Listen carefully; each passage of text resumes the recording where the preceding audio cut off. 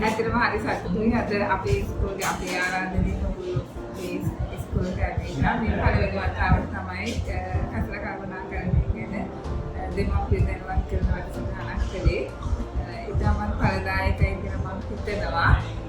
ඕගොල්ලන්ගේ තියෙන ශක්තිය මේ දරුවෝ විනාශ කරන්න. දරුවෝ විතරක් නෙමෙයි දෙමාපියෝ විනාශ කරන්න. ඕගොල්ලෝ ගත්ත වෑයම හරි සතුටුදායකයි. මම හිතනවා ප්ලාස්ටික් පොලිතින් කියන එක සම්පූර්ණයෙන්ම අයින් කරලා සුව පහසු පරිසරයක් හදාගන්න ඕගොල්ලෝ ලබා දෙන දායකත්වය ඉතාමත් රැකගෙන කරනවා.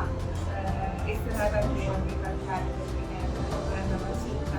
ඒ වගේ පුතේ තව දෙයක් කියන්න තියෙනවා ප්ලාස්ටික් පොලිතින් කියන්නේ පිළිසිතාගේ යහපත උදෙසාම හොයාගත්ත දේවල්. නිපදවපු දේවල්. එතකොට නමුත් ගින්දර හොයාගත්තා කියලා ඉලෙක්ට්‍රොස්ෆිරිස් මානවයා ගින්දරට පුච්චගත්තේ නැහැ. ඒක මිනිසාගේ යහපත වෙනුවෙන්ම යොදාගත්තා. ඒ වගේම ප්ලාස්ටික් පොලිතින් කියන ඒවා මිනිසාගේ යහපත වෙනුවෙන්ම යොදා ගන්න ඕනේ කියලා තමයි හිතන්නේ. ඒ වෙනුවෙන් ප්‍රජාව දැනුවත් කරන්න ඕගොල්ලන්ගේ සහයෝගය ඉතාමත් අගය කරනවා.